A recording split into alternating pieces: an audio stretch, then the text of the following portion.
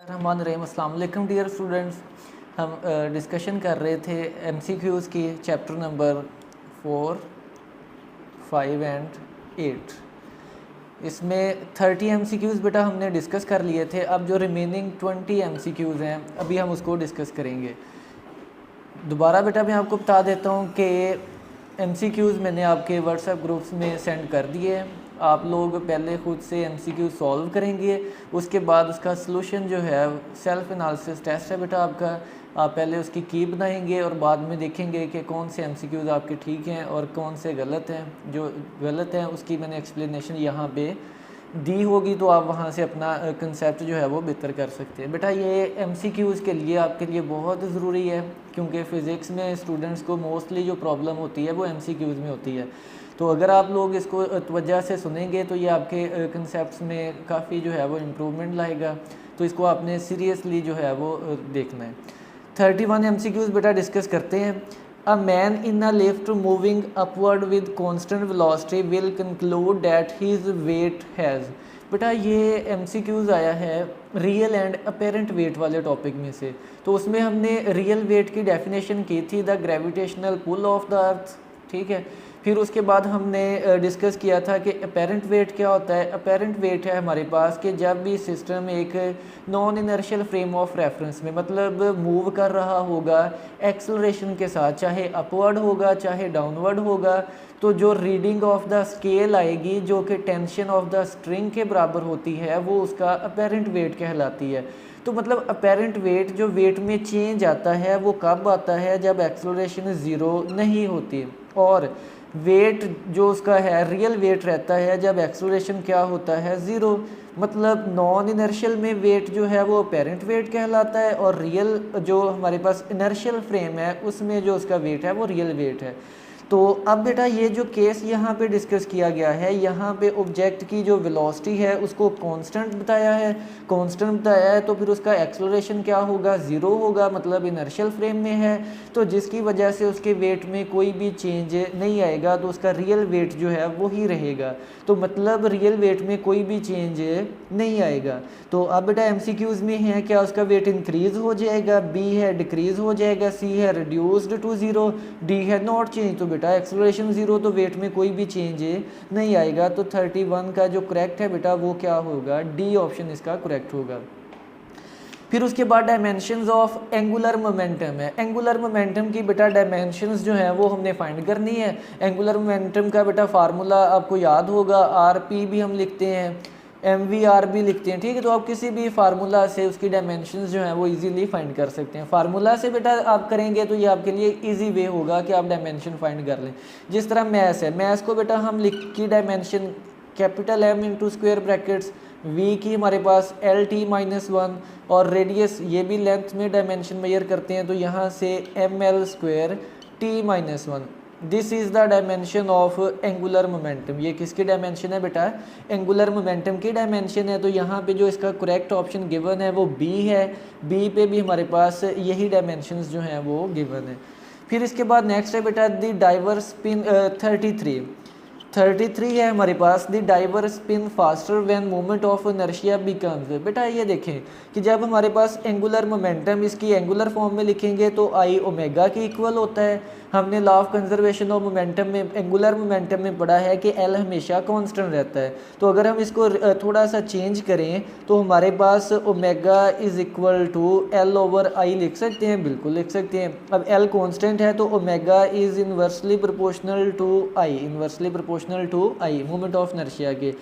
तो अब बेटा वो कहता है कि डाइवर स्पिन फास्टर, कि जब डाइवर स्पिन फास्ट करेगा ओमेगा की वैल्यू क्या होगी, लार्ज होगी, जब मोमेंट ऑफ इनर्शिया क्या हो जाएगा, कम हो जाएगा, क्योंकि दोनों का रिलेशन क्या है बेटा, इनवर्स रिलेशन है। तो यहाँ से ऑप्शन फिर क्या गिवन है हमारे पास कि जब मोमेंट ऑफ इनर्शिया स्मॉलर होगा the diver spin faster when moment of inertia becomes, इसका बी ऑप्शन जो बेटा गिवन है कि when moment of inertia becomes smaller then हमारे पास एंगुलर वेलोसिटी क्या हो जाती है, इंक्रीज कर जाती है। फिर उसके बाद नंबर 34 है। 34 बेटा देखिएगा, if external torque is zero then which of these quantities is constant. बेटा ये सीधी सीधी हमारे पास स्टेटमेंट है law of conservation of angular momentum कि जब किसी बॉडी पर जो टॉर्क अप्लाई हो रहा है नेट टॉर्क वो ज़ीरो होगा तो उसका जो मोमेंटम है वो क्या रहेगा बेटा, कांस्टेंट रहेगा। कौन सा मोमेंटम कांस्टेंट रहेगा, एंगुलर मोमेंटम जो है वो कांस्टेंट रहेगा। तो यहाँ पे ऑप्शन गिवन है ए ऑप्शन एंगुलर मोमेंटम, वो इसका राइट आंसर होगा।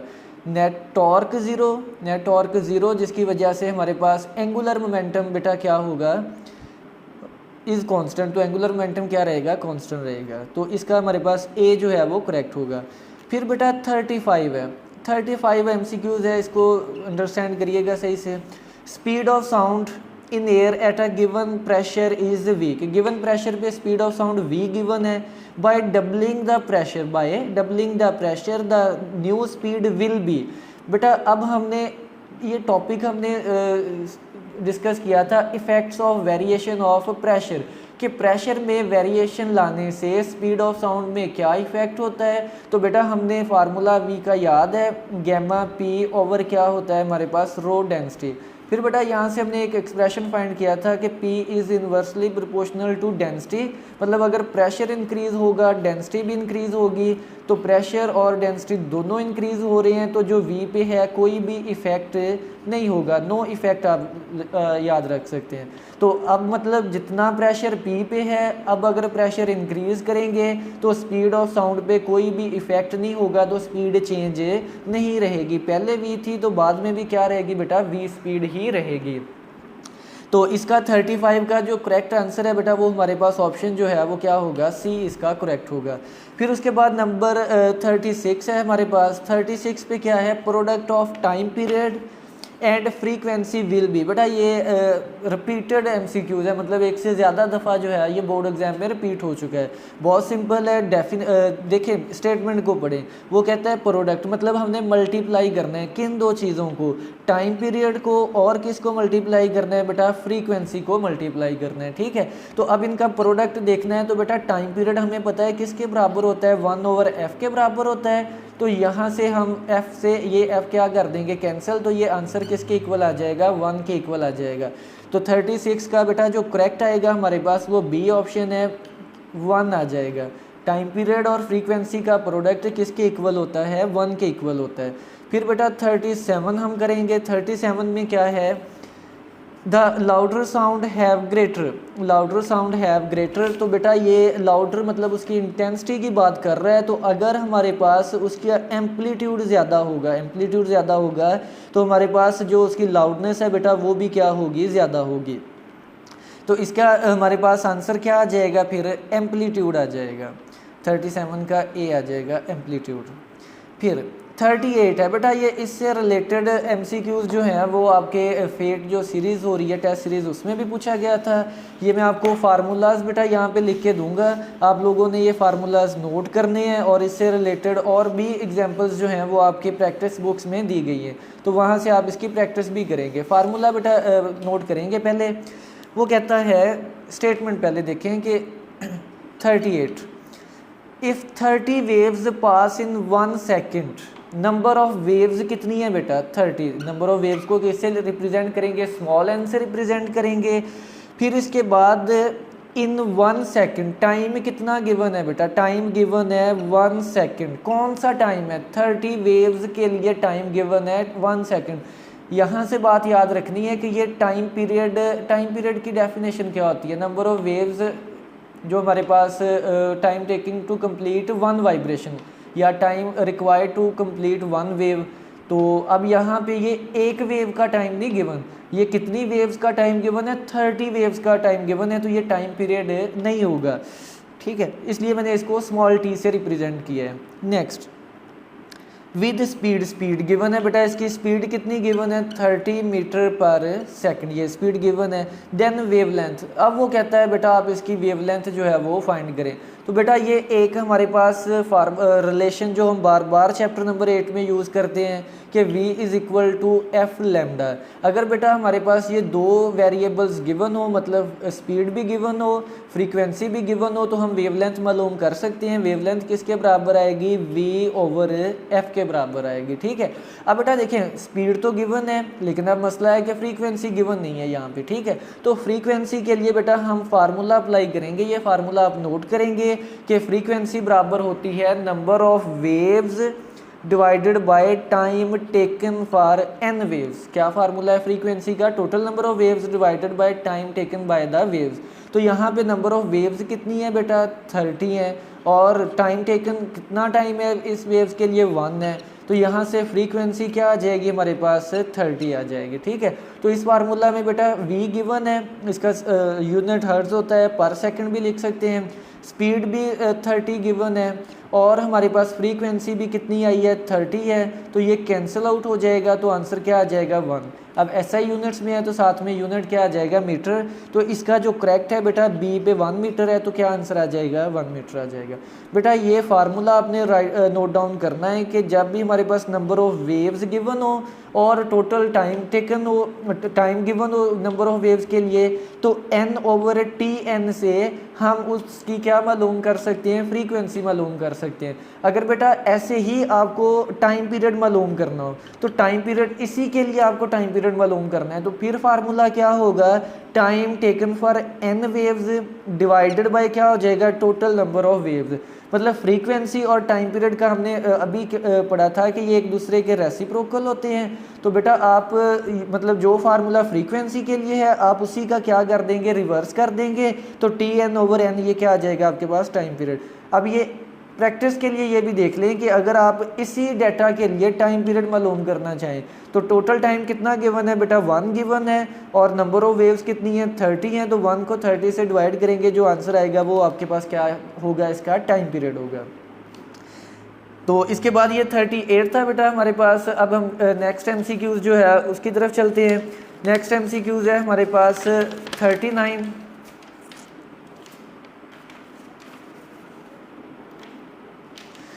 थर्टी नाइन की बेटा स्टेटमेंट है, if time period of wave is 0.5 second then frequency will be. बेटा ये तो बहुत आसान है, आप इजीली कर सकते हैं कि फ्रीक्वेंसी इज़ 1 ओवर t हो जाएगा। Frequency is the reciprocal of time period. तो यहाँ से बेटा अब टाइम पीरियड गिवन है कितना? 0.5 second. If time period given है 0.5 सेकेंड, तो यहाँ से 1 ओवर 0.5 करेंगे, तो 0.5 करेंगे तो ये आंसर कितना आ जाएगा? 2। अब फ्रीक्वेंसी है तो इसका यूनिट क्या होता है? हर्ट्ज होता है, ठीक है। तो ये हमारे पास फाइनल आंसर आ जाएगा 2 हर्ट्ज। और 2 हर्ट्ज बेटा 39 का जो करेक्ट है वो क्या आ जाएगा हमारे पास? C ऑप्शन पे 2 हर्ट्ज गिवन है। फिर बेटा नंबर 40 है, इसके बाद नंबर 40 पे क्या आ जाएगा? If two tuning forks of frequency 30 hertz and 34 hertz are sounded the time interval between two louds will be. ये बेटा इसको ना 2-3 तरीके से वो MCQs पूछ सकता है। अगर ये फ्रीक्वेंसीज गिवन है, F1 गिवन है बेटा, वो आप जो ग्रेटर है उसको कंसिडर कर लें 34 हर्ट्ज, और F2 कितनी गिवन है? 30 हर्ट्ज गिवन है। अगर वो पूछ ले कि नंबर ऑफ बीट्स पर सेकंड क्या होंगे या बीट्स फ्रीक्वेंसी क्या होगी, क्या फार्मूला होता है? F1 minus F2। तो 34 माइनस 30 करेंगे तो ये कितना आ जाएगा? 4 आ जाएगा। मतलब नंबर ऑफ बीट्स पर सेकंड कितनी हो जाएंगी? 4 हो जाएंगी, ठीक है। अब बेटा MCQs ये है कि वो पूछता है कि अब मतलब 1 सेकंड में बीट्स फ्रीक्वेंसी का क्या मतलब है कि 1 सेकंड में कितने जो हैं वो बीट्स बनेंगे? तो 4 बीट्स बनेंगे। अब एक बीट में एक लाउड होता है और एक फेंट होता है। अब उसने पूछा है कि आप ये बताएं कि 2 बीट्स के दरमियान कितना टाइम होगा, मतलब कितने टाइम के बाद एक के बाद दूसरा लाउड आएगा, ठीक है। तो उसके लिए बेटा आपने फार्मूला तैयार करना है कि 1 ओवर n। क्या फार्मूला करना है? 1 ओवर n। ये n क्या होगा आपके पास? ये n होगा आपके पास बीट्स फ्रीक्वेंसी होगी, ठीक है। तो टाइम यहाँ से बेटा अगर 1 ओवर n की वैल्यू 4 पुट करें तो 1 डिवाइडेड बाय 4 कितना होता है हमारे पास? ये आ जाएगा 0.25 सेकंड। कितना हो जाएगा? 0.25 सेकंड। तो इसका जो करेक्ट है वो आपके पास कौन सा ऑप्शन आ जाएगा? बी आ जाएगा। ठीक है, तो ये बेटा आपने इसको, इस फार्मूला को बड़े अच्छे से अंडरस्टैंड करना है कि जो time interval, time between two conjunctive कह लें नोट्स, टाइम बिटवीन टू लाउड्स कह लें कि दो लाउड्स के दरमियान जो टाइम है, फार्मूला क्या, उसके लिए 1/n यूज़ करेंगे और वो किसके बराबर आ जाएगा? 0.25 सेकंड। फिर बेटा अगर यही फार्मूला वो पूछ लेना कि एक लाउड और एक फेंट के दरमियान कितना टाइम इंटरवल है, तो आप उसी को सिंपली 2n कर दें। 2n करेंगे तो यहाँ से मल्टीप्लाई करने के बाद जो आंसर आएगा तो वो हमारे पास टाइम होगा किसके दरमियान? लाउड और फेंट के दरमियान होगा। ठीक है, तो ये 40 था। इसका जो करेक्ट है वो 0.25 सेकंड के बाद हमें क्या सुनाई देंगे? लाउड सुनाई देंगे। अब इसके बाद 41 है बेटा हमारे पास। 41 MCQs जो है वो देखते हैं। Speed of sound has its minimum value in, तो बेटा हमने देखा था कि जहाँ पे डेंसिटी जो है वो ज़्यादा होती है तो साउंड जो हमारे पास स्पीड डेंसिटी के इन्वर्सली रिलेशन में है। जहाँ पे डेंसिटी ज़्यादा होगी वहाँ पे हमारे पास स्पीड ऑफ साउंड उतना क्या होगा? कम होगा। तो अगर हम देखें कि जो हमारे पास कार्बन डाइऑक्साइड है इसकी डेंसिटी ज़्यादा होती है तो हमारे पास स्पीड ऑफ साउंड फिर सबसे कम भी किस में होगी? कार्बन डाइऑक्साइड में। फिर 42 है बेटा। 42 में आ जाएगा मेरे पास beats are results of. Beats में होता क्या है बेटा? बीट्स में हमारे पास दो वेव्स होती हैं, दोनों की फ्रीक्वेंसी सेम होती है लेकिन डायरेक्शन दोनों की ऑपोजिट होती है। डायरेक्शन ऑपोजिट होने की वजह से हमारे पास एक पीरियोडिक अल्टरनेशन आती है between maximum and minimum sounds या लाउडनेस आर फेंट्स। तो बेटा जहाँ पे लाउड साउंड होता है वहाँ पे कंस्ट्रक्टिव इंटरफेरेंस होती है और जहाँ पे फेंट होता है वहाँ पे क्या होती है? Destructive interference. तो मतलब जो बीट्स है ये फिनोमेना है या रिजल्ट्स है किसका? कंस्ट्रक्टिव एंड डिस्ट्रक्टिव इंटरफेरेंस का। तो 42 का जो करेक्ट आएगा वो क्या आएगा हमारे पास? बी ऑप्शन इसका करेक्ट होगा। फिर 43 है बेटा। 43 में आ जाएगा हमारे पास स्ट्रेच्ड स्ट्रिंग है। A stretched string with both ends fixed corresponds to. बेटा जब हमारे पास एक स्ट्रिंग है और इसके दोनों एंड्स क्या हैं बेटा? फिक्स्ड हैं, तो ये दोनों एंड्स फिक्स्ड रिजिड्स के तौर पर जो है वो काम करेंगे। रिजिड स्पॉट कह लें या रिजिड पॉइंट के तौर पर। अब अगर हम एक पाइप लें, ठीक है, और उसके भी दोनों एंड्स क्या हों? फिक्स्ड हों, तो वहाँ पे भी देखें एंड पॉइंट्स पे नोट्स बनते हैं। और अगर हम देखें कि एक स्ट्रिंग लें उसके भी एंड पॉइंट्स पे क्या बनते हैं? नोट्स। तो फिर जो स्ट्रिंग है वो किसके साथ मैच कर रही है? क्लोज एंड के साथ जो है वो मैच कर रही है। दोनों की हमारे पास आप इसकी फ्रीक्वेंसी का फार्मूला भी देख सकते हैं कि जो वेवलेंथ है वो भी दोनों की सेम आएगी। मतलब λ1 इज़ इक्वल टू क्या हो जाएगा? 2l। इस केस में भी λ1 इज़ इक्वल टू क्या होता है? 2l। तो इसका जो करेक्ट आएगा हमारे पास वो क्या आ जाएगा? अ क्लोज्ड एंड पाइप आ जाएगा। 43 का ए ऑप्शन जो है वो करेक्ट होगा। फिर 44 है बेटा। The temperature at which speed of sound in air becomes double of its value at 0 degree Celsius. बेटा ये थोड़ी सी स्टेटमेंट चेंज की गई है। अगर आप अपने जो टॉपिक है effect of variation of temperature उससे रिलेटेड जो एग्जाम्पल है, बुक की एग्जाम्पल है, उसको देखें तो वहाँ पे 0 डिग्री सेल्सियस की बजाय 10 डिग्री सेल्सियस है। तो अगर आप इसको अच्छे से अंडरस्टैंड करेंगे तो वो आप एग्जाम्पल भी अच्छे से अंडरस्टैंड कर सकते हैं। तो बेटा ऑप्शन जो है वो केल्विन में गिवन है। तो केल्विन में मालूम करने के लिए हम इसका क्या करेंगे कि टेम्परेचर मालूम कर स्पीड फार्मूला क्या होता है 43 के लिए हमारे पास आ जाएगा VT ओवर क्या हो जाएगा? V0। यहाँ से आ जाएगा हमारे पास T ओवर क्या हो जाएगा? T0। अब 0 डिग्री सेल्सियस है तो 0 डिग्री सेल्सियस किसके इक्वल होता है? 273 के। टेम्परेचर की वैल्यू क्या पुट करेंगे? 273 डिग्री। 3 केल्विन आ जाएगा। ठीक है, अब बेटा लेट्स से कि speed of sound eight V0 पे V हम लेट कर लेते हैं VT पे। क्या उसने कंडीशन दी है कि हमने वो टेम्परेचर मालूम करना है जिस पे स्पीड डबल हो जाती है, मतलब 2V हो जाती है। अब बेटा डेटा इसमें पुट करें तो VT की जगह 2V आ जाएगा और डिवाइडेड बाय क्या होगा हमारे पास? V0 की जगह सिंपल V पुट करेंगे, T डिवाइडेड बाय क्या हो जाएगा? 273 हो जाएगा। तो अब बेटा अगर यहाँ से हम फर्दर सॉल्व करना चाहें V से ये V कैंसिल हो जाएगा, 2 इज इक्वल टू ये हो जाएगा 2 ओवर क्या हो जाएगा 273 स्क्वायर रूट में। अब टेम्परेचर मालूम करना है, स्क्वायर रूट ख़त्म करने के लिए स्क्वायर लेंगे दोनों साइड पे, तो ये हो जाएगा 4, यहाँ पे t ओवर क्या हो जाएगा 273, तो t किसके इक्वल आ जाएगा 273 को मल्टीप्लाई करेंगे हम किससे 4 से, तो ये आ जाएगा 1092 केल्विन में आ जाएगा। अब देखिए ये ऑप्शन गिवन है 1092, तो बेटा अब ये डिग्री सेल्सियस में है, अगर इसको हमने डिग्री सेल्सियस में कन्वर्ट करना हो तो -273 करेंगे तो ये 819 केल्विन आ जाएगा। कितना आ जाएगा हमारे पास 819 केल्विन। तो ये बेटा हमारे पास फाइनल इसका जो है वो करेक्ट आंसर होगा 819 केल्विन, और ये इसका बी ऑप्शन जो है वो करेक्ट होगा।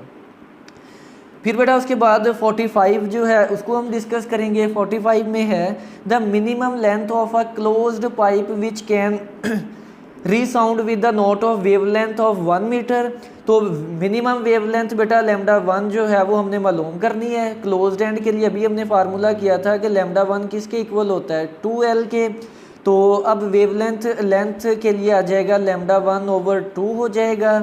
तो यहाँ से हमारे पास आ जाएगा λ1 1 है और 2 से इसको डिवाइड करेंगे 0.5 हो जाएगा, तो L इज़ इक्वल टू 0.5। तो इसका जो करेक्ट आ जाएगा बेटा वो कौन सा ऑप्शन होगा, बी ऑप्शन जो है वो इसका करेक्ट होगा। मिनिमम लेंथ बेटा उसने जो है वो पूछी है हमसे। अब इसके बाद नेक्स्ट है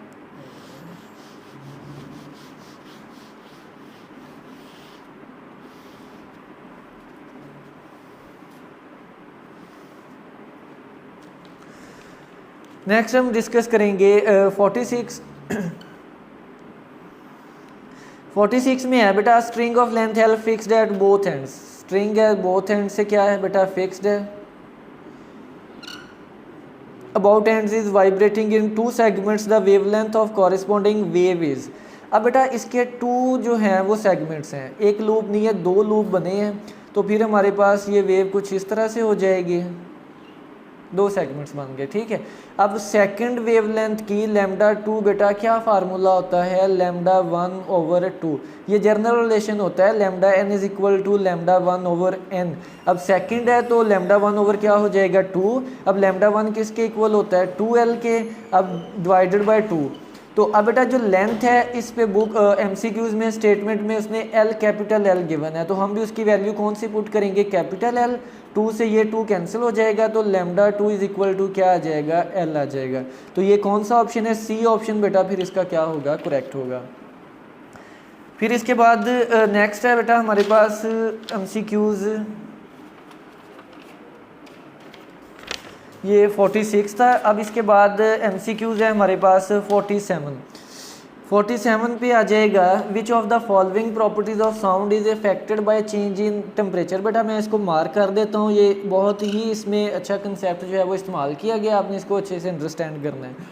वो कहता है कि वो कौन सी प्रॉपर्टीज़ हैं जो कि साउंड की इफ़ेक्ट होती हैं by change in air temperature के, जिस एयर में से एयर साउंड प्रोपागेट कर रहा है, मूव कर रहा है, अगर उस एयर का हम टेम्परेचर चेंज कर दें तो साउंड की कौन सी प्रॉपर्टीज़ जो हैं वो चेंज हो जाएंगी। तो अब बेटा आपने ऑप्शंस देखनी है, पहला है वेवलेंथ है, इंटेंसिटी है, एम्पलीट्यूड है और क्या है फ्रीक्वेंसी है। तो बेटा यहाँ पे हम 1 बाय 1 जो है वो डिस्कस करेंगे। अब देखें हमने एक फार्मूला पढ़ा था V is equal to F lambda. इस रिलेशन से देखें बेटा जब हमारे पास एयर का टेम्परेचर इंक्रीज करेगा मॉलिक्यूल्स की काइनेटिक एनर्जी बढ़ जाएगी। काइनेटिक एनर्जी बढ़ने से मतलब जो साउंड होगा उसकी स्पीड क्या हो जाएगी, बढ़ जाएगी, मतलब वो तेज़ी से क्या करेगा प्रॉपर। हमने रिलेशन भी तो पढ़ा है effect of variation of temperature के, स्पीड ऑफ साउंड जो है वो डायरेक्टली प्रोपोर्शनल होती है एब्सोल्यूट टेम्परेचर के, मतलब टेम्परेचर बढ़ेगा तो स्पीड ऑफ साउंड भी बेटा क्या हो जाएगी, बढ़ जाएगी। अब बेटा यहाँ से एक बात आपने याद रखनी है कि जो फ्रीक्वेंसी है ये मीडियम पे डिपेंड नहीं करती। बेटा ये बात बहुत ही इंपॉर्टेंट है, मीडियम इंडिपेंडेंट, मतलब मीडियम को चेंज करने से कोई भी फ्रीक्वेंसी हमारे पास वेव हो, चाहे साउंड वेव हो लाइट वेव हो, उसकी फ्रीक्वेंसी जो है वो चेंज नहीं होगी। तो अब बेटा देखें यहाँ से अगर f कांस्टेंट है, f यहाँ पे हमेशा क्या रहता है, कांस्टेंट है, मतलब ये मीडियम पे डिपेंड नहीं करता। तो बेटा ये डिपेंड किस पे करता होता है, ये सोर्स पे डिपेंड करता है। मतलब जिस सोर्स से हमने साउंड या कोई भी वेव प्रोड्यूस की है, अगर उसकी फ्रीक्वेंसी चेंज होगी तो हमारे पास वेव की फ्रीक्वेंसी भी क्या होगी, चेंज होगी। तो अब बेटा फ्रीक्वेंसी कांस्टेंट है तो v is directly proportional to lambda. अब देखें स्पीड बढ़ी है, स्पीड बढ़ने से जो वेवलेंथ है वो भी क्या होगी, इंक्रीज होगी। तो ऑप्शन में देखिए कहीं पे स्पीड गिवन है, नहीं गिवन, तो इसको हम डिस्कस नहीं करते, वेवलेंथ गिवन है। तो बेटा स्पीड इंक्रीज हुई है तो वेवलेंथ भी डेफिनेट है क्या होगी, इंक्रीज होगी। तो वेवलेंथ का ऑप्शन है जी बिल्कुल, ये वेवलेंथ इसकी क्या हो जाएगी, इंक्रीज हो जाएगी। ए इसका जो है वो करेक्ट है। फिर बेटा उसके बाद बी ऑप्शन है। अब डी का हमें पता चल गया, डी ऑप्शन फ्रीक्वेंसी है। फ्रीक्वेंसी जो है वो डिपेंड ही नहीं करती मीडियम पे, वो सोर्स पे डिपेंड करती है, तो फ्रीक्वेंसी में कोई भी चेंज नहीं आएगा। फिर उसके बाद बेटा इंटेंसिटी और एम्पलीट्यूड है। फार्मूला याद रखें कि इंटेंसिटी एम्पलीट्यूड के स्क्वायर के क्या होती है, डायरेक्टली प्रोपोर्शनल होती है। तो अब बेटा जो एम्पलीट्यूड है वो चेंज नहीं होगा, एम्पलीट्यूड चेंज नहीं होगा तो इंटेंसिटी भी चेंज नहीं होगी। फिर इसके बाद नंबर 48 है बेटा हमारे पास, which one is the correct relation for fundamental frequency of open pipe and closed pipe. हमने एफ ओपन और एफ क्लोज का बेटा जो रिलेशन है वो फाइंड करना है कि क्या रिलेशन होता है। मैं दोनों का लिख देता हूँ बेटा कि हमारे पास बोथ एंड क्लोज जो है ना, इसका रिलेशन क्या होता है, इसका रिलेशन होता है V/2L, और f जो ओपन है बेटा इसका रिलेशन क्या होता है, V/4L। अब बेटा अगर f ओपन को मैं थोड़ा सा रीअरेंज करूं तो ये कैसे मैं लिख सकता हूं, इसको मैं लिख सकता हूं V/2L। अब ये 4 था, इसको मैंने सेपरेट 2 लिख दिया बेटा। ये 2 क्यों लिखा है, ये अभी फार्मूला में रीअरेंज करेंगे तो आपको पता चलेगा। 2 इधर डिवाइड हो रहा है, दूसरी साइड पे मल्टीप्लाई, तो f ओपन बेटा किसके इक्वल आ जाएगा, V/2L के इक्वल आ जाएगा। V/2L चेक करें बेटा किसके इक्वल है, f क्लोज के इक्वल है। तो 2 ओपन इज इक्वल टू क्या हो जाएगा, f क्लोज लिख सकता हूँ इसकी जगह, बिल्कुल लिख सकते हैं बेटा, तो f क्लोज हो जाएगा। तो आप इसको जर्नल इस तरह से लिख सकते हैं कि हमारे पास f क्लोज जो है वो बराबर होती है 2f ओपन, कि क्लोज की जो फ्रीक्वेंसी है वो ओपन से कितनी ज़्यादा होती है, 2 टाइम्स जो है बेटा वो ज़्यादा होती है। तो इसका जो करेक्ट ऑप्शन गिवन है f close is equal to 2f open, तो बी ऑप्शन जो है बेटा इसका करेक्ट होगा। फिर इसके बाद 49 है बेटा हमारे पास। 49 में स्टेटमेंट पढ़ते हैं। स्टेटमेंट है sound waves can not B, sound waves 49 बेटा इंपॉर्टेंट एमसीक्यूज है, पेपर में रिपीट हुआ है काफ़ी दफ़ा। तो sound waves can not be reflected, sound reflect होता है, बिल्कुल होता है, इको प्रोड्यूस नहीं होता, तो वो रिफ्लेक्शन की वजह से है। रिफ्रैक्टेड भी होता है, पाथ चेंज करता है। पोलराइज्ड और डिफ्रैक्शन भी होती है। अब बेटा जो पोलराइजेशन है ना, sound waves can not be polarize, polarize होने के लिए कंडीशन होती है कि वेव का ट्रांसवर्स होना ज़रूरी है, कि वो वेव्स जिनकी नेचर कैसी होती है, ट्रांसवर्स होती है, इनको हम पोलराइज कर सकते हैं। जबकि जो साउंड है बेटा, साउंड की नेचर कौन सी होती है, साउंड की नेचर होती है लॉन्गिट्यूडनल वेव, और longitudinal wave can not polarize. So sound wave को हम पोलराइज, साउंड वेव चूँकि लॉन्गिट्यूडनल वेव होती हैं इसलिए हम इसको पोलराइज नहीं कर सकते। तो इसका बेटा जो सी ऑप्शन है वो इसका करेक्ट होगा। फिर बेटा 50 और लास्ट एमसीक्यूज है हमारे पास। इफ़ द स्ट्रेचिंग फोर्स या टेंशन की force of the wire increases then its frequency, frequency का फार्मूला 1/2L, F ओवर क्या होता है, M है हमारे पास। अब टेंशन को T से अगर रिप्रेजेंट करें तो टेंशन बेटा इंक्रीज होगी, तो हमारे पास अदर फैक्टर्स अगर हम कांस्टेंट रखें तो फ्रीक्वेंसी भी क्या होगी, इंक्रीज होगी। इंक्रीजेज करेंगे तो फ्रीक्वेंसी भी क्या हो जाएगी, इंक्रीज। तो 50 का बेटा जो करेक्ट है वो हमारे पास क्या आ जाएगा, बी ऑप्शन इसका करेक्ट है। तो बेटा ये एमसीक्यूज आपने इसकी अच्छे से प्रैक्टिस करनी है। ऐसे ही बाकी चैप्टर्स की भी हम जो है वो डिस्कशन करेंगे। आप लोगों को एक दिन मैं एक वीक पहले जो है वो साइन कर दिया करूँगा कि नेक्स्ट हमारे किन चैप्टर्स का टेस्ट हुआ करेगा MCQs का, तो आपने वो चैप्टर्स अच्छे से गो थ्रू करने हैं। MCQs में सेंड करूँगा, आप खुद से उसको सॉल्व करेंगे, फिर डिस्कशन सुनेंगे और अपनी गलतियाँ जो हैं वो खुद से एनालिसिस करेंगे। अल्लाह हाफिज़।